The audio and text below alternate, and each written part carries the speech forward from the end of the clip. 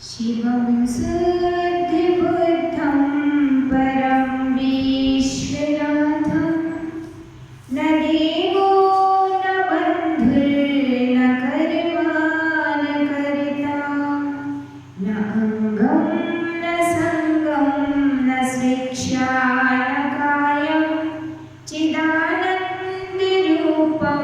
नमो वीतरागं चिदानन्दरूपं नमो वीतरागं चिदानन्दरूपं नमो वीतरागं गुरुः नित्यं ज्ञानदर्शननायकः चारित्रार्णवगम्भीरा मोक्षमार्गोपदेशिका मोक्षमार्गोपदेशिका मोक्षमार्गोपदेशिका। जय बोलिए अनंतानंद ब्रह्म सिद्ध भगवान की, देवादिदेव खजानाक्षी आदिनाथ भगवान की, परम पूज्य सरतराज संत गणाचार्य गुरुदेव सबजी महाराज की, परम पूज्य मनीषी 160 चिदानंद सागर जी महाराज की, अहिंसामयी जैन धर्म की। अब 2 लाइन हम बोलेंगे, आपको रिपीट करना है ना। सदा संतोष कर प्राणी अगर सुख से रहा चाहे, तोष कर प्राणी अगर सुख से रहा चाहे, मिटा दे मन की तृष्णा को अगर अपना भला चाहे, मिटा दे मन की तृष्णा को अगर अपना भला चाहे। आग में जिस कदर ईंधन पड़ेगा जोत ऊंची हो, आग में जिस कदर ईंधन पड़ेगा ज्योति ऊंची हो, बड़ा मत लोभ की तृष्णा, बड़ा मत लोभ की तृष्णा अगर दुख से बचा चाहे, की तृष्णा अगर दुख से सदा संतोष कर प्राणी अगर सुख से रहा चाहे, सदा संतोष कर प्राणी अगर सुख से, वही धन्यवान है जग में लोभ जिसके नहीं मन में,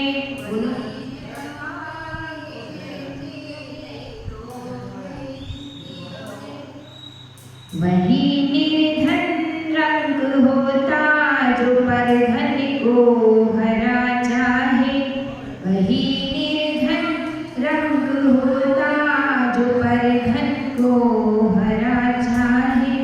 दुखी रहते हैं वो निश दिन जो आरत ध्यान करते हैं, दुखी रहते हैं वो निश दिन जो आरत ध्यान करते हैं।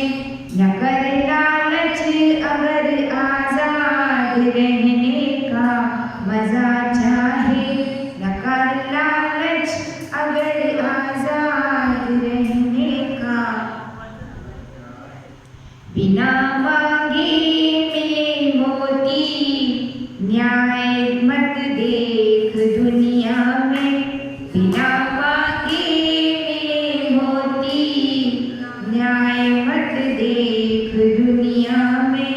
भीख मांगे नहीं मिलती अगर कोई गहा चाहे, भीख मांगे नहीं मिलती अगर कोई गहा चाहे। सदा संतोष कर प्राणी अगर सुख से रहा चाहे, अगर सुख से रहा चाहे। घटा दे मन की तृष्णा को अगर अपना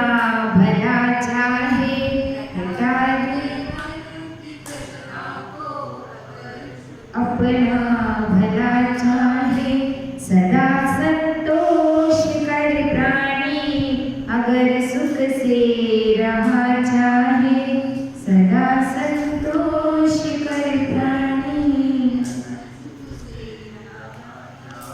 जय बोलिए अनंतानंद परम सिद्ध भगवान की, देवादिदेव खजाना श्री आदिनाथ भगवान की, चिंतामणि पारसनाथ भगवान की, परम पूज्य सदगुरु राजसंत गणाचार्य गुरुवर विराट सागर जी महाराज की, परम पूज्य मुनि श्री 108 श्री चिदानंद सागर जी महाराज की, अहिंसामयी जैन धर्म की। जिन सहस्त्र नाम स्तोत्र, कौन सा स्तोत्र? हाँ, और जिन सहस्त्र नाम स्तोत्र के माध्यम से इंद्र ने परमात्मा की स्तुति की है, भक्ति की है और भगवान की भक्ति के अचिंत्य फल को यहाँ पर बतलाया है कि भगवान की भक्ति करने से हमें क्या क्या मिल सकता है। तो एक घटना के माध्यम से हम आपको यह बात समझाएंगे। एक बार की बात है, एक गांव था और उस गांव में बहुत सारे लोग रहते थे। एक बार की बात है कि उस गांव में बारिश नहीं हुई और जब बारिश नहीं होती तो क्या पड़ जाता है? अकाल जैसी स्थिति हो जाती, सूखा पड़ गया। सूखा पड़ गया तो जो किसान थे वो खेती कैसे करें? खेती नहीं होगी तो अनाज नहीं होगा, अनाज नहीं होगा तो लोग भूखों मरने लग जाएंगे। बहुत लंबा समय हो गया और पानी नहीं गिर रहा था। सब लोगों को बहुत चिंता सता रही थी। तो गांव में एक व्यक्ति था जो भगवान का बहुत बड़ा भक्त था। उसने 4-5 किसानों को इकट्ठा किया और परस्पर में चर्चा की कि हमारे गांव के बाहर ही कुछ किलोमीटर की दूरी पर एक भगवान का ऐसा अद्भुत मंदिर है, उसमें जो परमात्मा की मूर्ति विराजमान है, उनके पास जाकर जो भी प्रार्थना करो, वह प्रार्थना क्या हो जाती है? पूरी हो जाती है। तो अपने पास कोई उपाय नहीं बचा, है ना। जब अपन संकट में और विपत्ति में तो क्या करते? हाँ, फिर और किसी के पास नहीं जाते, दौड़े दौड़े कहाँ जाते? अब तो भगवान हम आपकी शरण में आ गए, इस विपत्ति से हमें कौन बचाएगा? आप ही हमारी रक्षा करेंगे, है ना। सुख में सुमिरन सब करे, दुख में करे ना कोई। जो सुख में सुमिरन करे दुख काहे को होई, है ना। दुख आता है तो किसके पास जाते हैं? भगवान के पास। और यदि सुख में ही भगवान को भज लिया होता तो दुख आता ही नहीं। तो जो वह व्यक्ति था धर्मात्मा, उसकी बात सबने मान ली। सबने बात मान ली और 4 किसान थे, उन्होंने डिसाइड किया कि अपन एक गाड़ी में, बैलगाड़ी में बैठ करके 10 किलोमीटर की दूरी तय करेंगे। अब चारों बैठ गए उस गाड़ी में। धीरे धीरे धीरे गाड़ी आगे बढ़ने लग गई। थोड़ी दूर ही गाड़ी आगे बढ़ी तो एक जो उन 4 में से था उसको क्या लगा? थोड़ा सा भय लगा कि हम भयानक जंगल में आ गए, अब क्या होगा। तो जो गाड़ी चला रहा था उसके सामने क्या कहा कि तुम मत घबराओ, अपन भगवान के पास पहुंचेंगे और सब अच्छा हो जाए। अब चारों साहस करके पहुंच गए परमात्मा के चरणों में। बहुत विशाल मंदिर था, बहुत सुंदर प्रतिमा जी विराजमान थी। चारों ने बहुत भाव से नमस्कार किया, खूब भक्ति की और चारों ने अपने मन में क्या प्रार्थना की कि हे भगवान, हमारे यहाँ जो अकाल पड़ रहा है आपकी कृपा से क्या हो, सब दूर हो जाए। और भक्ति करके अब वापस लौटने का समय आया तो चारों वापस होने लग गए। अब जब वापस होने लग गए तो मन में बहुत प्रसन्नता थी। किस बात की? कि अब तो भगवान के दर्शन कराए हैं, अब कोई टेंशन की बात नहीं है। लेकिन जिस रास्ते से वे आए थे, हमने आपको बतलाया, वह कैसा था? महाभयंकर अटवी से होकर गुजरना था, जंगल था। जैसे तैसे दिन का समय था तो वापस लौट गए। जाते समय पहुंच गए, अब लौटने की बारी थी। तो जब वहां से लौट रहे थे तो रास्ते में कुछ डरावनी आवाजें सुनाई दे रही थी। सुनसनाटा था, पूरा जंगल था और अगर कुछ भी आवाज आए तो फिर थोड़ा सा डर लगने लगता है। तो 4 में से जो एक व्यक्ति था वो क्या बोला? अरे अरे भाई ठहर जा, यहाँ तो कोई भूत है। मुझे क्या लग रहा है, यहाँ क्या है? भूत। धार्मिक व्यक्ति था उसने क्या कहा, देखो अभी अभी हम भगवान के दर्शन करके आए हैं, तो बड़ा डरपोक है, यहाँ कोई भूत नाम की कोई चीज होती नहीं। थोड़ी दूर और आगे बढ़े। आगे बढ़ने के बाद फिर उन्हें कुछ आवाज सुनाई दी। तो वो जो डर रहा था व्यक्ति उसने क्या कहा, देखो ना मैंने कहा था ना कि भूत है, और तूने क्या कहा था कि भूत होते नहीं है। तो वो कहता है कि नहीं भगवान पे विश्वास रखो, डरने की कोई बात नहीं। उसने पुनः अपनी बात को दोहराया और अब की बार क्या हुआ कि उनके सामने उसने क्या कहा कि तू आवाज मत कर, यदि आवाज करेगा तो भूत तो नहीं आएगा, लेकिन कोई जंगली जानवर जरूर आ जाएगा जो हम सबको खा जाएगा, क्योंकि ये महाभयंकर जंगल है। थोड़ी दूर आगे बढ़े तो सचमुच ही एक सियार उनके सामने आ गया। सियार को देखते ही सबकी सिट्टी पिट्टी गुल हो गई। अब डर तो बहुत लग रहा था कि क्या किया जाए। तो जो वो चारों थे उन्होंने बहुत जोरों से आवाज करना चालू कर दी, है ना, जोर जोर से चिल्लाना चालू किया, तो वो सियार वापस जंगल में भाग गया। अब चारों ने अपना माथा पकड़ लिया कि जैसे तैसे भूत से छुटकारा मिला। फिर उसके बाद जैसे तैसे सियार से, भैया तू जल्दी से कहाँ पहुंचा दे हमें हमारे ठिकाने पर।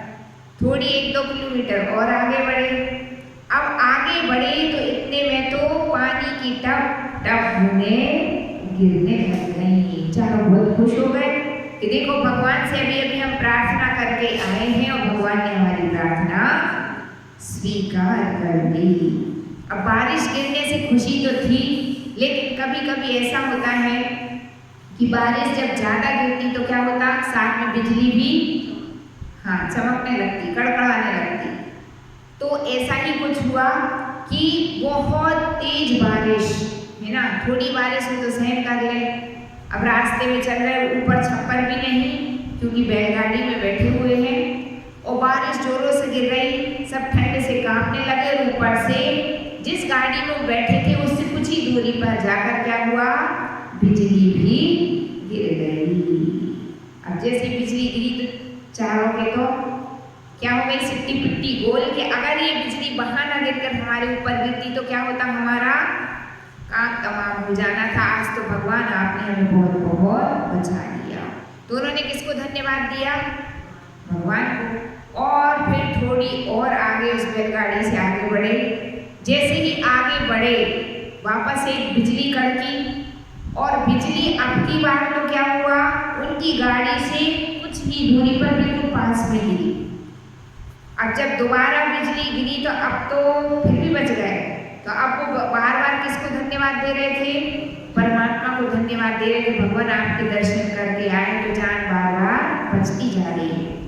अब जो उन गाड़ी में बैठे हुए 4 लोगों में से जो सबसे समझदार था उसने क्या कहा कि हो ना हो हमारे बीच में कोई एक ऐसा तो व्यक्ति बैठा है जिसकी आज मृत्यु होने वाली है, उसी के कारण ये बिजली बार बार हमारे पास गिर रही है। अब चारों सोचते हैं कि पता नहीं इन चारों में से कौन मरने वाला है।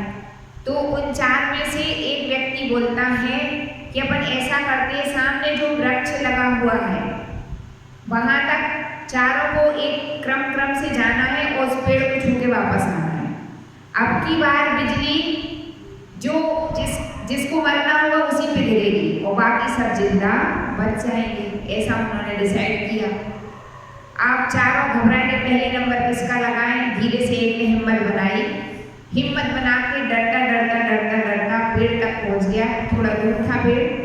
रास्ते में क्या बोला कि हे भगवान हम आपके दर्शन करके आए हैं, यदि आज मैं बच गया तो मैं आपको 100 रुपये का प्रसाद चढ़ाऊंगा। क्या करूंगा, 100 रुपये का प्रसाद। और डरते डरते गया, पेड़ छुआ और डरते डरते वापस गाड़ी में आ गया। अब बच गया तो इतना खुश हुआ।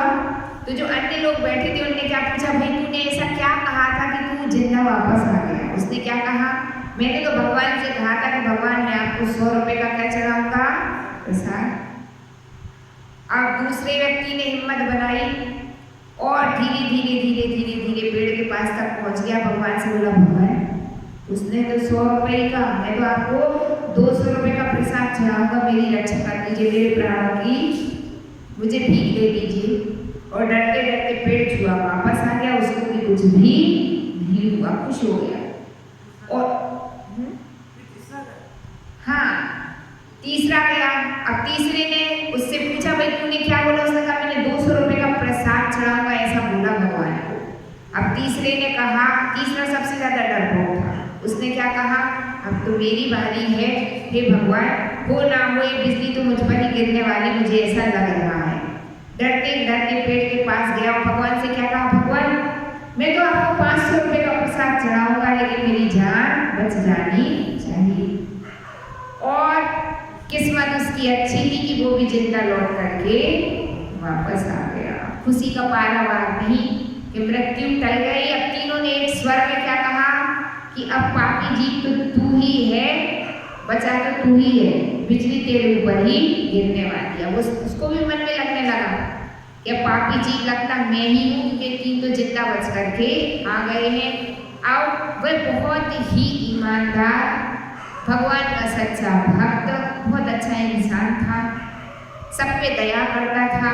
वह नीचे धीरे से गाड़ी से उतरा, एक एक कदम आगे बढ़ाता गया और भगवान से क्या प्रार्थना करता है कि हे भगवान अब मैं तो बचने वाला नहीं हूँ, बिजली तो मुझ पर ही गिरने वाली है, परंतु मैंने अपने जीवन में सबकी बहुत सहायता की है, जितना बना सबके साथ सब कुछ सबका भला करने का प्रयत्न किया है। तो आपसे सिर्फ एक ही प्रार्थना है कि आप इन सभी गांव वालों को और मेरे परिवार को सुखी रखना, उनको किसी भी प्रकार का दुख ना हो, ऐसी प्रार्थना करता है। और धीरे धीरे धीरे उस वृक्ष के पास जाता है ना, वृक्ष तक पहुंच जाता है और जैसे ही वृक्ष को हाथ लगाता है तो क्या होता है, आकाश में बिजली कड़कड़ाती है, क्योंकि उसका नंबर था, और कड़कड़ाती है और कहाँ गिरती है, उसके ऊपर नहीं गिरती, कहाँ गिर जाती है, बिजली तो बहुत तेज कड़कड़ाती है और फिर से वापस जाके कहाँ गिरती, कहीं दूर पर जाकर गिर जाती है। तो वह मरने से क्या होता है, बच जाता है। अब भी जो अन्य लोग बैठे थे वो कहते हैं कि धन्य धन्य धन्य तेरी भक्ति को, धन्य है परमात्मा की भक्ति के प्रभाव से तेरे ऊपर आने वाले सारे संकट अपने आप ही चले गए। तो उसका संकट जो दूर हुआ वो किससे हुआ, एक तो सच्चे हृदय से परमात्मा का स्मरण किया और दूसरा काम क्या किया उसने, सदा सदा दूसरों के लिए अच्छा सोचा, अच्छा विचारा, है ना। तो जो अपने को जीवन मिला है वह अपन को यूं ही व्यर्थ गवाना नहीं चाहिए, जितना बने। अगर यह तन मिला है, इस तन से दूसरों की सेवा कर ली तो उस तन की क्या है, सार्थकता है। अन्यथा शरीर को तो एक दिन क्या होना है, अग्नि के सुपुर्द तो होना है, जल ही जाना है ना। लेकिन जब कहीं काम का अवसर आता तो अपन क्या करते, जी चुरा के भगते, है ना। लेकिन सत्य तो क्या है कि जितनी सेवा कर ली उससे जो पुण्य कमा लिया वो पुण्य ही अपना है, शरीर अपना नहीं है। हो सत्य तो दुख दोष करे अति, शोषत सुख उपजावे, दुर्जन देह स्वभाव बराबर, मूर्ख प्रीति बढ़ावे, है ना। पोषक तो दुख दोष करे, जितना पोषोगे शरीर को उतना ही वह क्या देगा, सुख देगा कि दुख देगा। आप कितनी भी दवाई खिला दो शरीर को, कितनी भी मिठाइयाँ खिला दो, है ना, लेकिन सज धज कर जिस दिन मौत की सहजादी आएगी, ना सोना काम आएगा ना चांदी आएगी, है ना। जिस दिन मृत्यु आएगी तो शरीर का क्या होगा, बोलो क्या होगा, जहाँ है वहीं का वहीं पड़ा रह जाएगा। आपके घर के लोग भी घर नहीं ले जाएंगे, है ना। वो क्या कहेंगे, भैया इसको तो जल्दी से जल्दी जलाओ। जिसको अभी अपन इतना प्रेम कर रहे थे जिस व्यक्ति से, यदि उसकी मृत्यु हो जाए तो कोई इससे प्रेम करता क्या, फिर तो क्या कहते, जल्दी जल्दी भैया जीप पड़ जाएंगे, क्या करो अंतिम संस्कार क्रिया कर दीजिए। बात समझ में आ रही है। तो ये शरीर तो जाना ही अपना नहीं है, लेकिन फिर भी इसमें अपन क्या करते हैं, मोह करते हैं, राग करते ना। लेकिन शोषक सुख उपजावे। सुख कैसे मिलेगा? शोषण करने से शरीर का आपने व्रत किया, तप किया, उपवास किया अथवा दूसरों का कुछ भी काम कर दिया है ना, किसी की सेवा कर दी, तो उससे क्या होगा? क्या फायदा है? कौन अपने शरीर को तकलीफ दे? तो आपने शरीर को कष्ट दिया, उससे क्या हुआ? पुण्य की उपार्जना।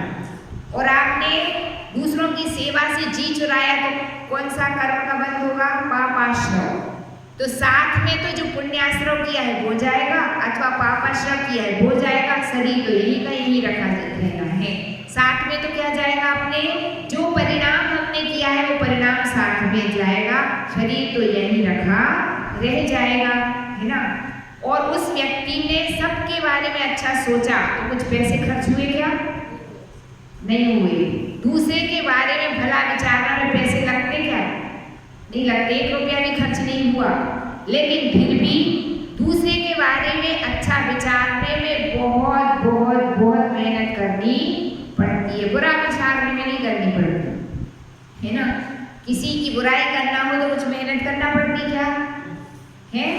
फट 4 जन मिले तो बुराई के लिए तो अपन सब तैयार है, लेकिन किसी की प्रशंसा हो तो पसीने छूट जाते पड़ोसी को, है ना। किसी की प्रशंसा करना कठिन काम है और किसी की बुराई करना आसान काम है ना। किसी की मदद करना आसान काम है कि कठिन? किसी की हेल्प करना सरल है कि कठिन? कठिन है। किसी की मदद करना कठिन है, लेकिन किसी की हंसी उड़ाना सरल है। सरल काम है कि नहीं? तो अच्छे काम करेंगे तो उसका फल क्या मिलेगा? अच्छा मिलेगा। तो अच्छे काम करने में पैसे तो नहीं लगते, लेकिन कसायों को क्या करना पड़ता है? मंद। और कसायों को मंद करने के लिए क्या लगती है? मेहनत लगती है। मान कसाय को गलाना बहुत कठिन काम है ना। मान को गलाना सरल है कि कठिन? बहुत कठिन। मैं क्यों करूँ? मैं तुम्हारा नौकर हूँ क्या जो मैं तुम्हारा काम करूँ? ऐसे भाव तो बहुत फट से मन में आ जाते, है ना। आप एक बहुत बड़े आदमी, आप कार में बैठ कर आए हैं और कोई गरीब व्यक्ति है, आप देख रहे हैं आपके सामने लड़खड़ा के नीचे गिर गया, तो क्या आप ऐसा करेंगे कि झट से कार से उतर के उसको उठा लें? ऐसा करेंगे? कहीं नहीं करेंगे। अब तो साहब है, और यदि उस व्यक्ति ने अच्छे कपड़े नहीं पहन रखे हो, गरीब सा दिख रहा हो, फिर तो मरे गिरे टूटे जो भी हुए, मदद करेंगे क्या? नहीं। तो मदद कौन नहीं करने दे रहा? कौन आपको ऐसी शिक्षा दे रहा कि इसकी मदद मत करो? आपकी मान कसाए। कौन सी कसाए? मान कसाए। लेकिन जिसके अंदर विनय होती है, जिसके अंदर लघुता होती है, वे लघुता प्रेरित करती है। किसके लिए प्रेरित करती है? कि जाओ, वो गिर गया उसको उठाओ, है ना। एक बहुत बड़े जज साहब थे, एक सत्य घटना है। और वो जो जज साहब थे, एक बार अपनी कार में बैठ करके कहाँ जा रहे थे? कोर्ट जा रहे थे, है ना। तो रास्ते में क्या हुआ कि एक सुअर दिखा और सुअर नाली में बुरी तरह फंस गया था और तेज बारिश हो रही थी। उस समय सुअर को यदि कोई वहां से ना निकाले तो उसकी मृत्यु बिल्कुल सुनिश्चित थी। अब जज साहब ने अपनी सुंदर कार की परवाह नहीं की, अपने सुंदर पहने हुए अप टू डेट कपड़ों की भी परवाह नहीं की और कार से उतर गए। और उतरकर एक प्रकार ने सुअर को वहां से पूरी ताकत लगा के बाहर निकाल दिया। एक संगी पंचायती जीव के प्राणों की रक्षा हो गई, है ना। अब ऐसी गंदे कपड़े पहने हुए कोर्ट में पहुंच गए। लोगों ने सोचा कि ये सर को आज क्या हो गया, है ना। उनको लगा कि गिर गए, कि क्या हो गया, इनकी ऐसी हालत क्यों है। और जब उन्होंने पूरी घटना सुनाई तो हर व्यक्ति के मुख से क्या निकल रहा? धन्य धन्य धन्य। क्योंकि ऐसा तो कोई एक सामान्य मनुष्य भी नहीं कर सकता। थोड़ा सा ही कोई पोस्ट मिल जाए, है ना, मंदिर के मंत्री बन जाओ, अध्यक्ष, कोषाध्यक्ष, है ना, तो व्यक्ति की बोलचाल की भाषा बदल जाती। जो व्यक्ति आपके पैर छूता था, अध्यक्ष बनने के बाद आप रंग ढंग चाल सब कुछ बदल जाता है। व्यक्ति ऐसा समझने लगता है कि देश का प्रधानमंत्री में ही, कलेक्टर में ही, है ना।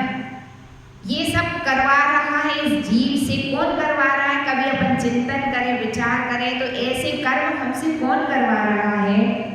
मान कसाय। कौन सी कसाय? अहंकार को गलाना बहुत टेढ़ी खीर है। तो परमात्मा की भक्ति भी कौन कर सकता है? जो अपनी कसाय को गला लेता है, अपने आप को क्या बना लेता है? सरल परिणामी बना लेता है, मृदुता आ जाती है, फिर उसके अंदर कोई अहंकार नहीं रहता, कोई व्यक्ति और कोई वस्तु उसके सामने तुच्छ नहीं है। हर व्यक्ति और हर वस्तु की अपनी कुछ ना कुछ कीमत हुआ करती है। आप एक चिंतन करना, एक चपरासी हो, चाहे कहीं का कोई क्या हो, कलेक्टर हो, दोनों के पास पर्याय कौन सी है? एक चिंतन का विषय पर्याय कौन सी है? मनुष्य की पर्याय है। तो क्या मनुष्य कोई ऐसे ही बन जाता है? मनुष्य तो वही बनता है जिसने कभी ना कभी कोई विशिष्ट पुण्य कर्म किया हो, जब भी तो मनुष्य बना, है ना? तो मनुष्य बनना भी अपने आप में एक बहुत बड़ी बात होती है। तो जो व्यक्ति अपनी कसाय को गला लेता है, वह हमेशा ऐसे कार्य करता है जिससे पुण्य की उपार्जना होती है। और जो कसायों को नहीं गला पाता, तो शरीर का तो क्या होना? पोषक तो दुख दोष करे, अति शोषक सुख उपजावे, दुर्जन देह स्वभाव बराबर, मूर्ख प्रीति बढ़ावे।